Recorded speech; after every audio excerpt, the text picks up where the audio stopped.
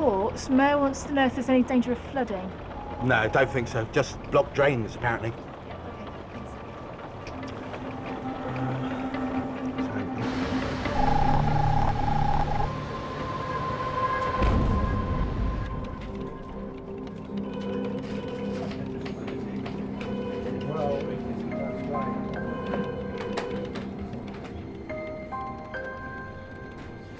Evening, Marshal. 1 minute 30 for the lunchtime, 2 minutes for the 6 o'clock, all right? A 2-minute report on manhole covers? No. 2 minutes on London to disappear under biblical flood. You know, we're all gonna die. That sort of thing.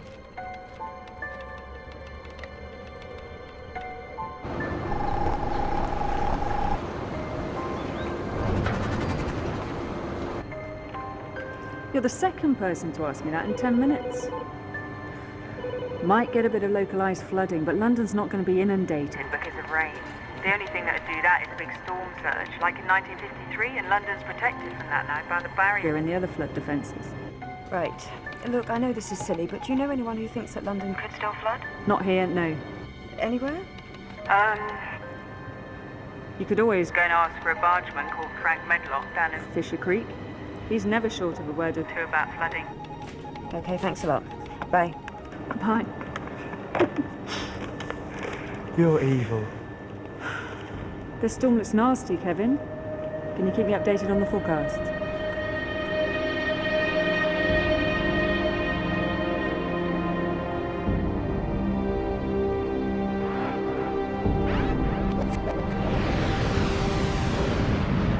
Out in the North Atlantic, the storm is growing as the air pressure drops further. With less and less air pressing down on the ocean, the surface of the water rises, forming a giant hump. Like a massive vacuum cleaner sucking at the center of the ocean.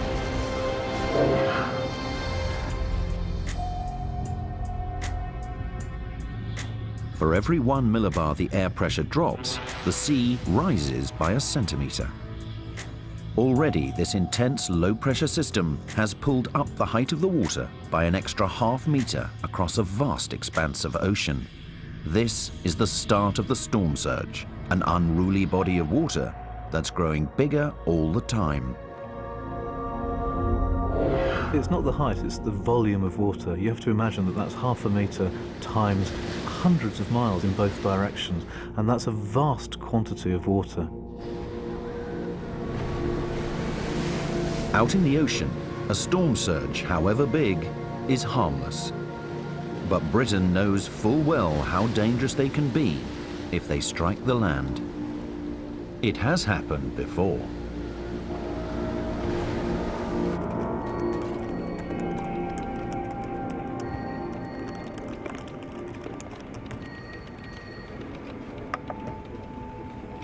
(1953) was the year a storm surge caused utter devastation to parts of the British coastline. It was absolutely devastating on the East Coast. We had bungalows destroyed. People on a train suddenly found the engine stalled in high water and themselves trapped in a train. Coaches were washed off. People died in the darkness and the flood. The storm surge was the worst on record for the North Sea, and in the UK 307 people died, but in the Netherlands something like 1,800 people died as a result of that flooding. Nowhere in England was harder hit than Canvey Island at the mouth of the River Thames, where 58 people died. The island is only 38 miles from central London.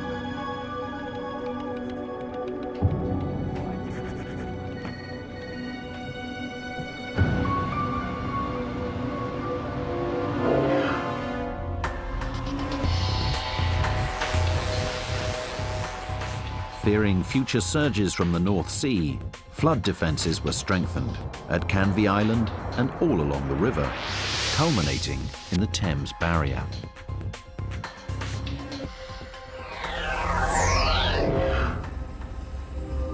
At nearly 7 meters high, this impressive piece of engineering has been shielding London for over 20 years. But the size of the threat from storm surges is growing. The Thames Barrier, when it was first built, in the late 80s was closing once every 2 years. Now, on average, it closes 6 times a year. The reason for this change in frequency of closure is because we're having more storms, more storm surges, and we also have that extra 2 decades of sea level rise. Melting Arctic ice caps have caused sea levels to rise at a rate of 20 centimeters per century. In the future, this trend shows no sign of stopping, so each storm surge will be higher, increasing the destruction it brings. The result is that we are open not just to more surges, but to a very large surge that could be catastrophic and could take out London as we know it.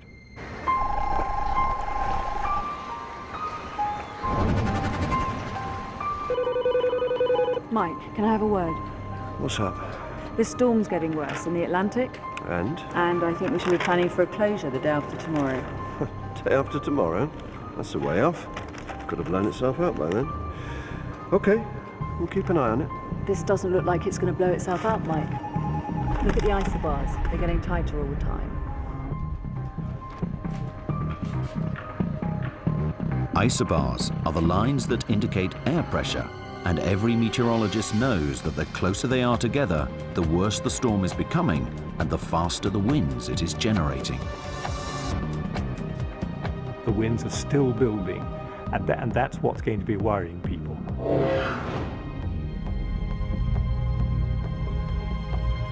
Whilst the low pressure created the surge, it's the winds that are turning it into a monster.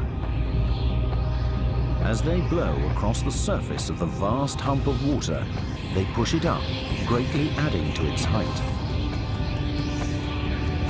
And just like the storm surge of 1953, the whole system is beginning to move south towards the shallow waters of the North Sea.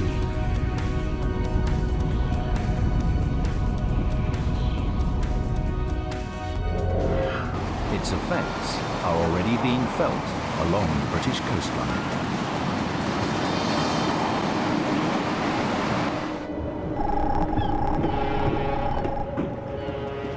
If the Thames had its way, Parliament, the City Hall, and that new gallery, the Tate Modern, would all be filling up with water. But they never do they? No, but they could. All it would take is a big storm like the one heading this way. We're long overdue for a big flood. Let me show you something. Come on down, my dears. Now, where is it? Got a book here somewhere. Ah. Here it is. It's got some interesting facts about floods in the 11th century. In this year, 1014, the swollen incoming tide swept far and wide, and it ran further inland than it had ever done before, and drowned a countless number of human beings. 1953 flood. Must have been hard for a 7-year-old to lose his parents, Frank. Yeah, 300 died that night, sleeping in their beds when the water came in. Even worse for the Dutch. Surprisingly, evidence for these big floods can be found far inland. Do you know what this is?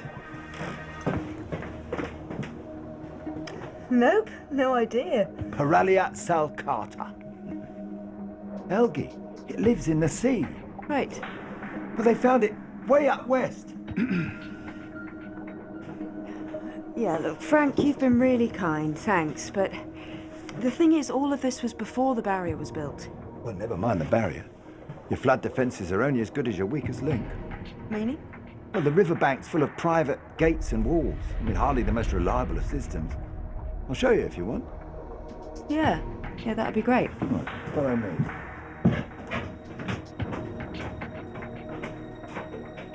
The weakest link might be a gate that won't close, it might be a private landowner who hasn't maintained their flood defences very well for the last 20 or 30 years, and a serious flood affecting London could pinpoint weaknesses in those defences.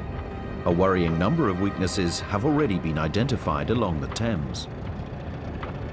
We analysed the standard and condition of flood defences in the Thames estuary and found that 1 in 20 of the defences were in poor or very poor condition, which means that they've got a much greater chance of breaking under the force of a storm surge. many of these defences have gates.